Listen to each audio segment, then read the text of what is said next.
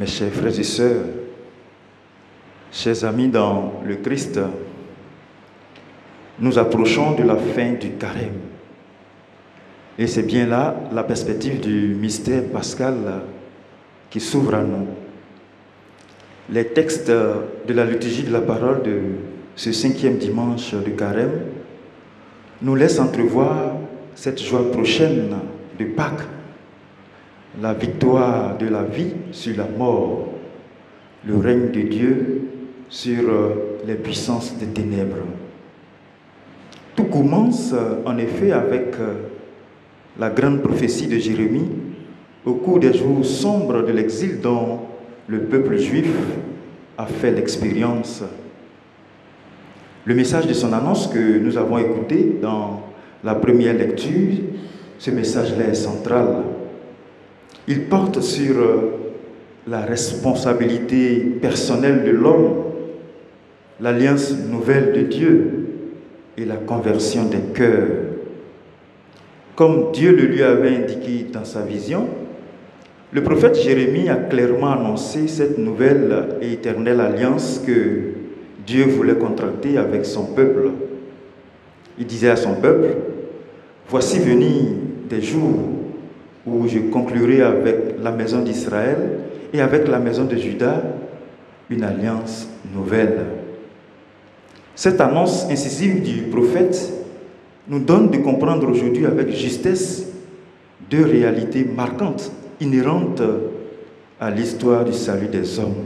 D'abord, il y a eu dans un premier temps l'alliance du Sinaï qui a fait d'Israël un peuple élu de Dieu. Dieu s'était lié à une famille, celle d'Abraham, qui est devenue par la suite son peuple qui marchait sous la direction de Moïse. Et en ce temps-là, toutes les promesses de Dieu s'adressaient davantage à la communauté qu'à des personnes particulières. Mais alors, chemin faisant, cette alliance entre le Seigneur et Israël au Sinaï va échouer par la faute d'Israël à cause de son péché d'infidélité et de désobéissance.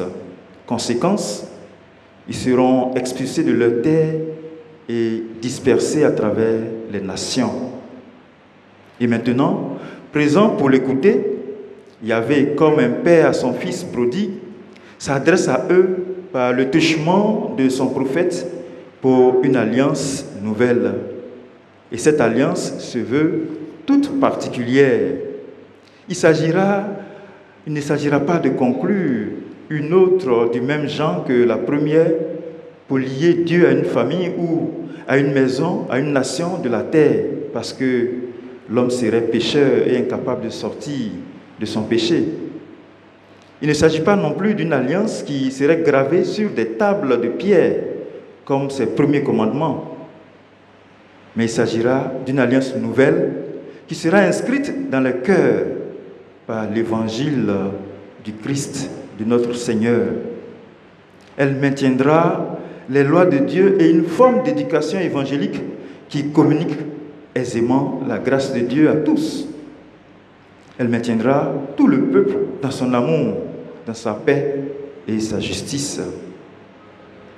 Dans le texte de son annonce, le prophète poursuit plus loin et souligne bien ce qu'il y a de nouveau dans cette alliance que Dieu veut conclure avec son peuple.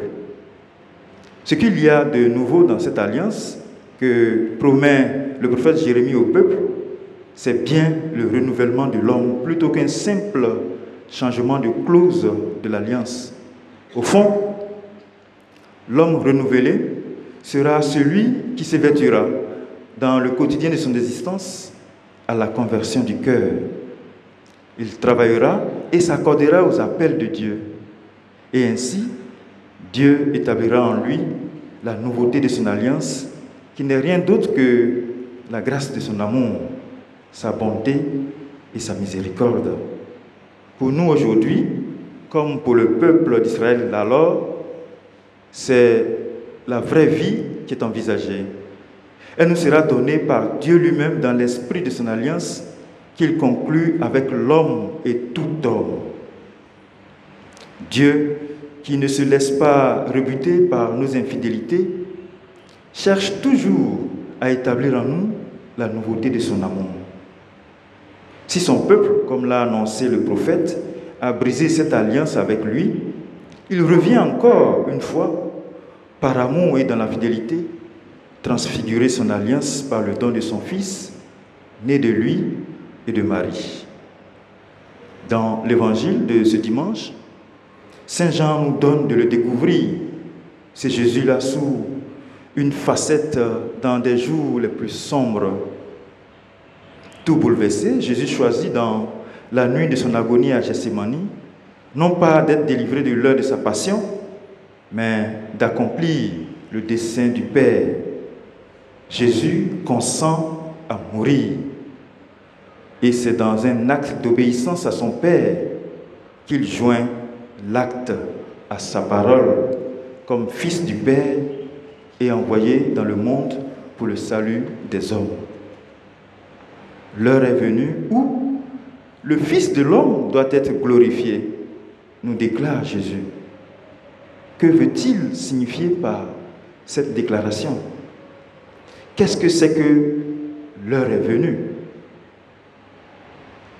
Mes chers frères et sœurs, comme Jésus le déclare lui-même, l'heure jusque-là retardée est enfin advenue.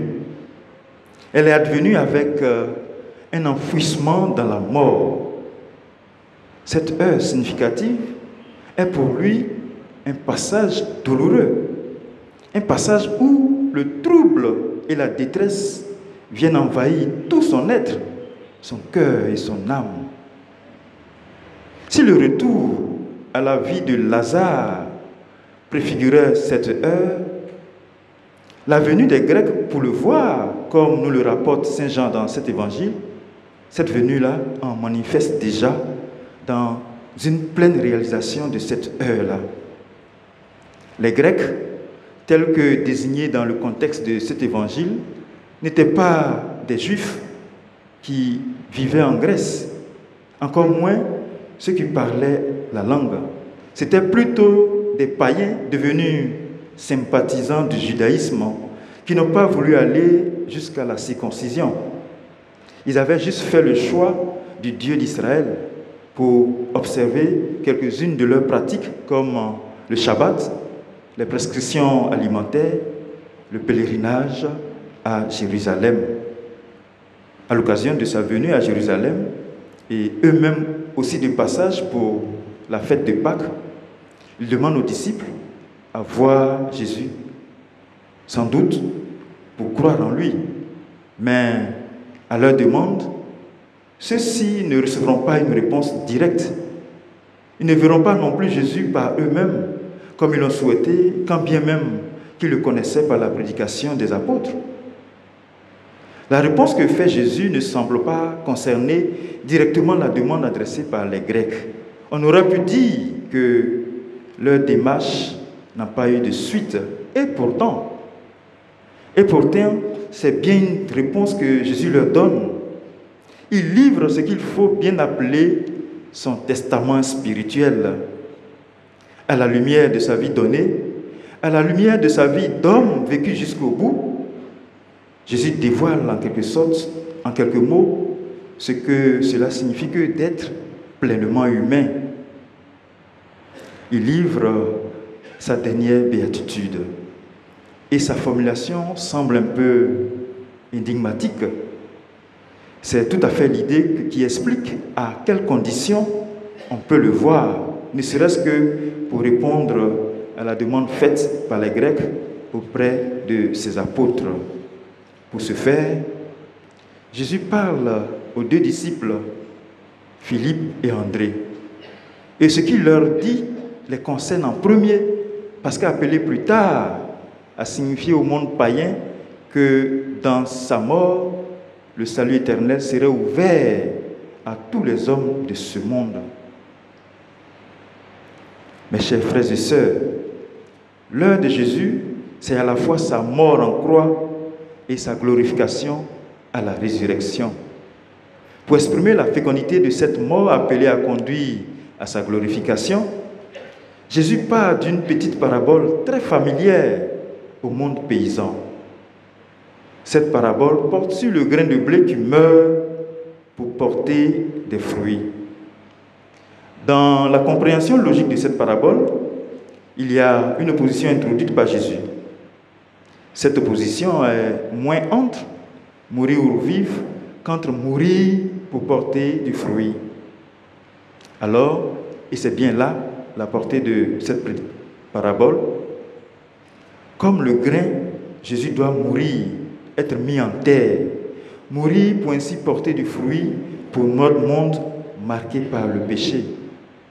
Dire autrement, Jésus est lui-même le grain de blé qui fructifie par la mort. Par sa mort, il portera beaucoup de fruits, une riche moisson, en ouvrant le salut aux païens qui croiront en lui et contribueront à sa gloire.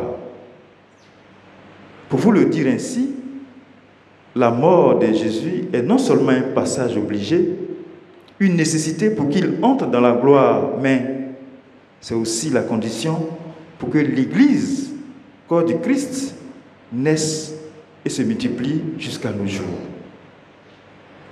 Pour nous chrétiens, la mort du Christ est bien l'instant fondateur de l'être chrétien. Car, dit-il, là où je suis, là aussi sera mon serviteur.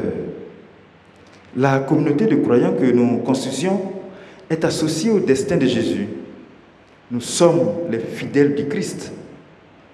Et la nécessité de sacrifier la vie présente avec discernement pour atteindre la vie éternelle et entrer dans sa gloire ne s'impose pas à lui seul, Jésus, mais à nous tous, comme chrétiens fidèles du Christ. Si nous mourons avec lui, nous ressusciterons. Et c'est une parole de foi. Ceux qui aiment éperdument leur vie sont ceux-là même qui préfèrent les ténèbres sans le savoir. Et ce monde devient, par la force des choses, leur propre gloire. Comme nous l'a indiqué l'auteur sacré de la lettre aux Hébreux, c'est par sa soumission, par la souffrance qu'il a endurée et son amour que Jésus est devenu le sauveur de notre monde. L'expérience qu'il a faite de la souffrance, des larmes et de la prière suppliante de l'homme aux prises avec l'angoisse et la peur de mourir, lui ont permis de comprendre justement nos faiblesses dans l'épreuve. C'est pourquoi nul ne doit se dire solitaire ou abandonné dans sa peine. Jésus est toujours présent dans la vie de chacun. Il est comme le compagnon qui apporte secours, réconfort et miséricorde dans la douleur. Et la souffrance de chacun, à chaque souffrance, il est là présent et nous apprend sans cesse la valeur rédemptrice d'une souffrance au fait pour sauver le monde. C'est à nous d'ouvrir notre cœur et de l'accueillir pour que se réalisent en nous ses bienfaits et ses grâces. Qu'il en soit ainsi pour nous tous. Amen.